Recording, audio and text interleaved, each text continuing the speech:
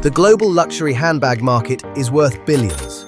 Vietnam manufactures a significant portion of the real ones, and more fakes than most governments want to admit. Same factories, same workers, sometimes the same leather. The only difference is which truck it gets loaded onto at the end of the shift. We bought 12 of the most popular designer bags at Saigon's markets, Bến Thành, Saigon Square, the streets nobody puts in a guidebook, and ranked every single one.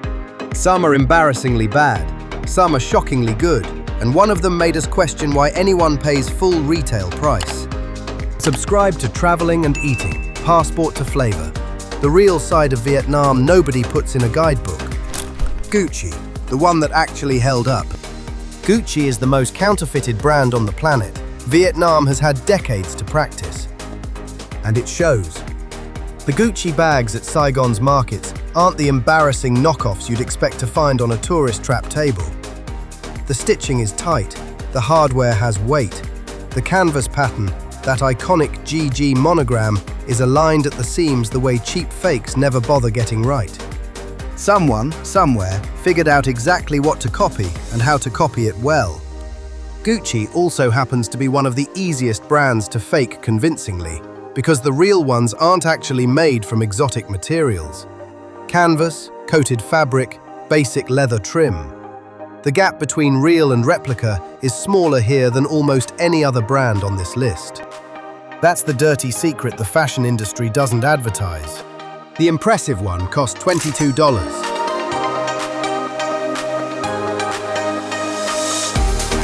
Stay until the end. The worst bag on this list will make $22 look like a bargain by comparison.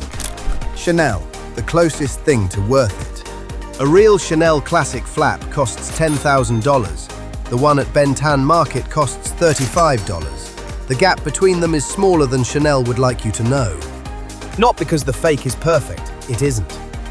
But because Chanel's design language is so clean, so restrained, so built around a single quilted pattern and a gold chain strap, that getting it mostly right is easier than faking something more technically complex.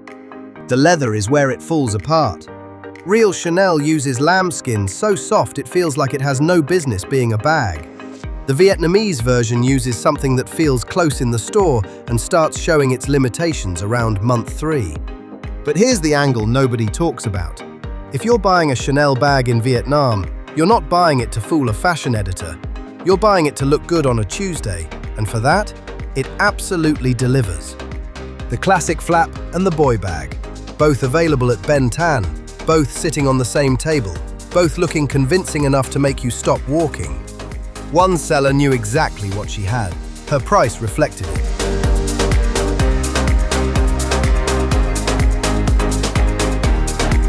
Louis Vuitton, Vietnam's most practiced fake. Louis Vuitton is the most recognized luxury brand in the world. It is also the most faked. Vietnam has been making LV replicas longer than most of its current vendors have been alive. That experience shows up in the details. The monogram canvas, that unmistakable LV pattern, is something Vietnamese market vendors have refined over decades of tourist demand. The alignment is practiced, the hardware color is close, the shape of the speedy, the neverfull, the pochette, reproduced so many times, the muscle memory is built into the supply chain. But Louis Vuitton's biggest problem in Vietnam isn't quality, it's volume. When every stall has the same bag in 3 sizes and 4 colors, the illusion collapses fast. Oversaturation kills the fantasy. The real LV canvas is coated, structured, and built to last 20 years of daily use. The Vietnamese version starts showing stress at the handles inside 6 months. The heat stamping on the hardware fades. The zipper pull loosens. Close enough to impress someone who doesn't know, not close enough to fool someone who does. Hermès, the most expensive fake you'll ever regret buying. A real Hermès Birkin starts at $10,000. The waitlist is long. The fake one at Saigon Square costs $80 and is available immediately. There's a reason for that. Hermès is the only luxury brand that has successfully resisted mass counterfeiting, not through legal action, not through authentication technology, but through craft complexity. The Birkin is hand-stitched by a single artisan from start to finish. Saddle leather tanned for months before it touches a needle. Hardware that weighs what it should weigh because it's actually made from what it claims to be made from. Faking a Birkin isn't a manufacturing problem, it's a skill problem. And Vietnamese market vendors, as good as they've gotten, haven't solved it. The stitching spacing is wrong. The leather smell is wrong. The way the bag holds its shape under weight is wrong. Everything is slightly off in ways that are invisible in a photo and obvious in your hands. At $80, this is the most expensive mistake on this list. The Gucci at $22 outperforms it in every meaningful category. The worst bag on this list isn't Hermès, but it wishes it were. Prada, surprisingly decent at this price point. Prada built its entire brand identity around understated elegance. No flashy monogram, no iconic pattern, just clean lines, quality nylon, and a small triangular logo that whispers instead of shouts. That restraint is exactly why the fake is better than it has any right to be. When a brand's design language is minimal, the counterfeiter's job gets easier. There's no complex canvas pattern to align, no signature hardware to engineer, no immediately recognizable motif that gives the game away under close inspection. Just a bag, a clean, simple, well-proportioned bag. The Prada re-edition nylon bags available at Saigon's markets are the quiet surprise of this entire ranking. Decent construction, accurate proportions, a logo placement that doesn't immediately scream fake to anyone paying attention. The nylon helps. Real Prada nylon is a proprietary weave developed in the 1980s that's surprisingly difficult to replicate exactly.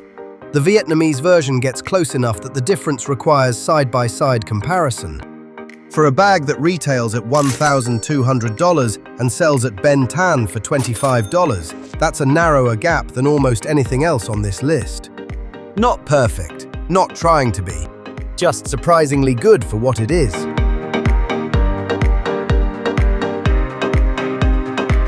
Dior, pretty from a distance.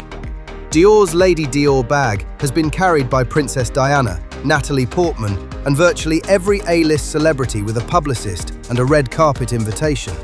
In Vietnam, it's carried by tourists who paid $30 at Saigon Square. The distance between those two realities is exactly where this review lives. From across a restaurant table, the Vietnamese Dior looks the part. The canage quilting pattern, that distinctive woven diamond stitching, is visually striking enough that most people register the shape before they register the quality. That's the trap. Get close and everything Dior built its reputation on starts disappearing. The leather softness is gone. The DIOR letter charms feel hollow. The interior lining, one of the most reliable tells on any fake bag, looks like it was finished on a Friday afternoon. Dior's real bags are about tactile luxury, the way it feels in your hand, the weight distribution, the satisfying click of the clasp. The Vietnamese version gets the visual right and abandons everything else. Pretty from a distance, unconvincing up close. That's not enough to recommend it, but it's enough to understand why it keeps selling. Coach, America's most copied bag in Asia. Coach was founded in a Manhattan loft in 1941. By 2024, it was generating $2 billion in annual revenue. Somewhere between those two dates, Vietnam decided it was worth copying. Extensively. Walk through any floor of Saigon Square and Coach bags outnumber every other brand combined. Crossbodies, totes, shoulder bags, wristlets. Every style, every colorway, every season, reproduced in volume that suggests an entire supply chain built around one American brand. There's a reason for that. Coach's design language is accessible enough to fake convincingly, but recognizable enough to sell instantly. It hits the sweet spot every counterfeiter looks for: high brand recognition, moderate design complexity, mass tourist demand. The quality here is frustratingly average. Not bad enough to avoid, not good enough to recommend enthusiastically. The leather texture is plausible at first touch and starts feeling synthetic within a week. The brass hardware looks right in the market lighting and slightly wrong everywhere else. Coach's real bags sit at the affordable end of luxury, $300 to $500. The Vietnamese version sits at $15 to $25. At that price gap, average is acceptable. Just don't expect it to age the way the real one does. Bottega Veneta, the weave that's harder to fake than it looks. Bottega Veneta doesn't put its logo on its bags. The bag is the logo. That intrecciato weave, strips of leather, hand-woven in a pattern so precise it takes years to master, is one of the most technically demanding designs in luxury fashion. Vietnam found out the hard way.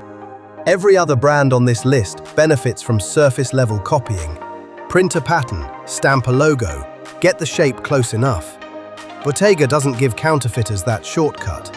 The weave has to be executed, and executing it correctly requires skill that can't be outsourced to a faster machine.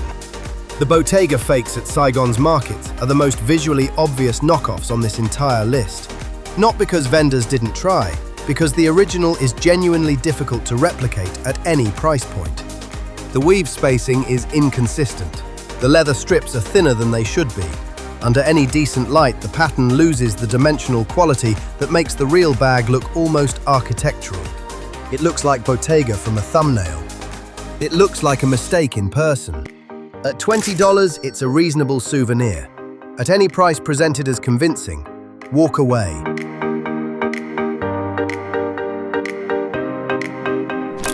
Michael Kors. Cheap original, cheaper fake. Michael Kors handbags retail between $200 and $400. That's not luxury pricing, that's accessible aspirational. The brand category specifically designed to feel expensive without requiring a savings plan. That positioning creates a problem in Vietnam. When the real thing is already affordable by Western standards, the fake loses its primary argument. Nobody is saving $380 on a Vietnamese Michael Kors knockoff the way they're saving $9,965 on a fake Birkin. The value proposition collapses before the negotiation even starts. Michael Kors is the only brand on this list where the fake and the real occupy such similar quality territory that the comparison becomes almost philosophical. Both use similar materials. Both are mass-produced at scale. Both are designed for a consumer who wants the logo more than the craft. The Vietnamese version at $12 isn't dramatically worse than the $300 original. It's just honest about what it is. The hardware tarnishes faster. The lining pills earlier. The leather, if you can call it that on either version, ages poorly on both ends of the price spectrum. At $12 in a Saigon market, Michael Kors is fine.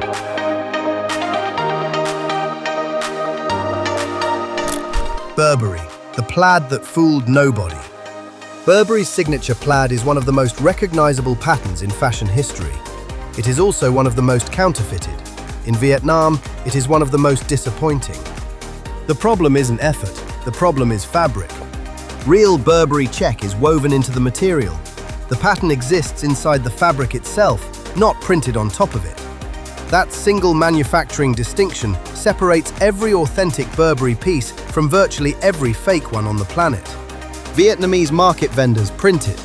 You can feel the difference the second your fingers touch the surface. Slightly raised, slightly stiff, the kind of texture that feels like a tablecloth trying to be a handbag. Burberry's plaid is so famous that people recognize the pattern before they recognize the quality. That's exactly why the fake keeps selling, despite being one of the weakest products in any Vietnamese market. The brand recognition does the work the construction refuses to do. At $15, it's a recognizable pattern on a forgettable bag. That's the most honest thing you can say about it.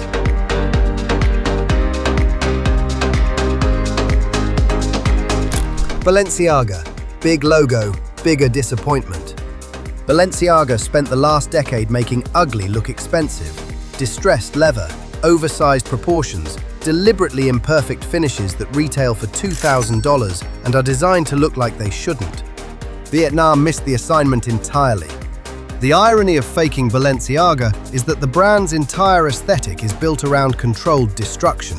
Intentional scuffs, Deliberate asymmetry, structured chaos that takes genuine craft to execute convincingly. A bad Balenciaga fake doesn't look like a fake, it looks like a bad Balenciaga. That distinction matters more than it sounds. The Vietnamese Balenciaga bags at Saigon Square have the shape and the logo, but none of the intentional tension that makes the real ones polarizing in exactly the right way. They look cheap when they're supposed to look expensive cheap.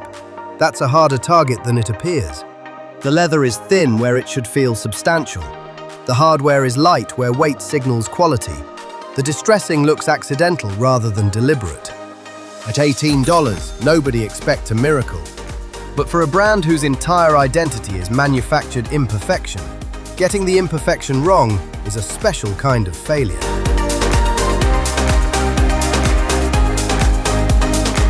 Goyard, the brand most tourists can't even pronounce. Goyard has been making bags in Paris since 1853.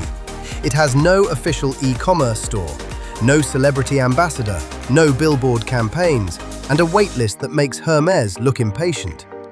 Most tourists in Vietnam can't pronounce it. Most vendors can barely spell it.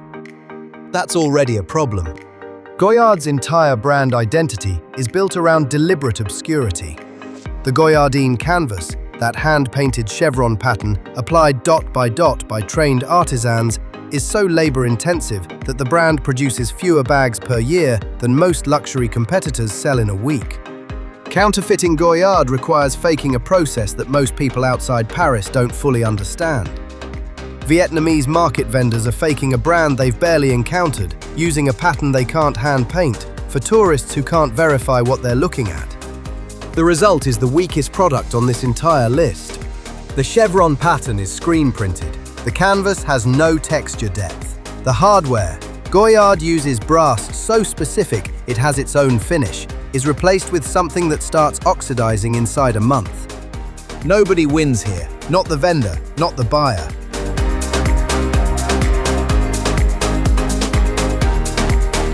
Vietnam manufactures over $4 billion in bags every year. Some of those factories make the real ones by day. The best fakes on this list, Gucci, Prada, Chanel, share one thing: simple design language that leaves counterfeiters less room to fail. The worst, Goyard, Balenciaga, Hermès, require craft that no market stall can replicate at any price. The rule is simple: the more the brand relies on logo, the better the fake. The more it relies on craft, the worse. Buy smart, haggle hard, and never pay $80 for a fake Birkin. Subscribe to Traveling and Eating, Passport to Flavor. The real side of Vietnam nobody puts in a guidebook.